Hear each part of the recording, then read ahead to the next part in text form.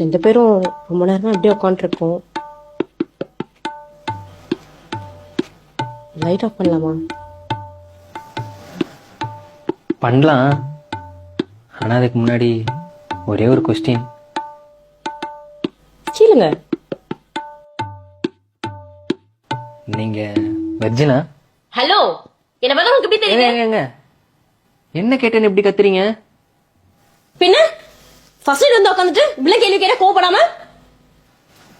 Correct தான். ஆனா உங்களை பத்தி மற்ற விஷயம்லாம் தெரிஞ்சுக்கணும்னா உங்க ஃப்ரெண்ட்ஸ் ரிலேட்டிவ்ஸ் கிட்ட கேட்டு தெரிஞ்சுக்கலாம். பட் இந்த விஷயத்த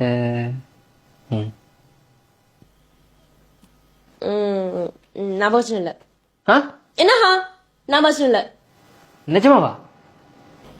ஆமா. என்னங்க சொல்றீங்க? அட ஆமாங்க. நீங்க இவ்வளவு ஓப்பனா கேள்வி கேக்குறீங்க, நான் அதுக்கு சின்ன பதில் சொன்னா தானே நல்லா இருக்கும். என்னாச்சுங்க? இல்ல ஒன்றும் இல்லை. இவருக்கு அந்த மாதிரி ஏதாவது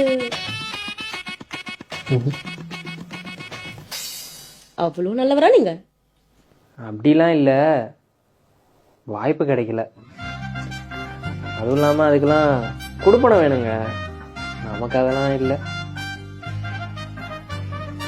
இப்போ நான் ரோஜில்லன்னு சொன்னதுனால உங்களுக்கு என் மேல இந்த கோவம் இல்லையே? கோவப்பட்டு என்னங்க பண்றது? நடந்ததை மாற்ற முடியுமா என்ன? அதுவும் இல்லாமல் இப்போ உள்ள நிறைய பேருக்கு கல்யாணத்துக்கு முன்னாடியே ஒரு ரிலேஷன்ஷிப் இருக்கிறது நார்மல் தானே. யார் கூடயும் கமிட் ஆகாத பொண்ணு தான் நமக்கு லைஃப் பார்ட்னராக வரணும்னா இங்கே கடைசி வரைக்கும் எல்லாரும் சிங்கிளாகவே தெரிய வேண்டியதுதான். அப்போ நிஜமாலே உங்களுக்கு மேல கோவம் இல்லையா? அட சத்தியமா இல்லைங்க. என்ன மனசு தான் கொஞ்சம் கஷ்டமா இருக்கு. அது போக போக சரியாயிடும். பரவாயில்ல. இந்த விஷயம் தெரிஞ்சா சில பேர் பயங்கரமா ரியாக்ட் பண்ணுவாங்க.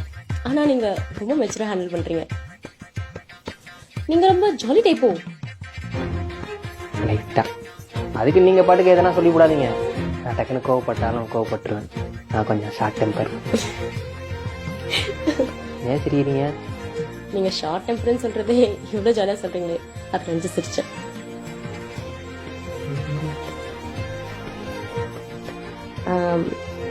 நான் உங்ககிட்ட பொய் சொல்லிட்டேங்க. நான் பிரச்சனை தான்.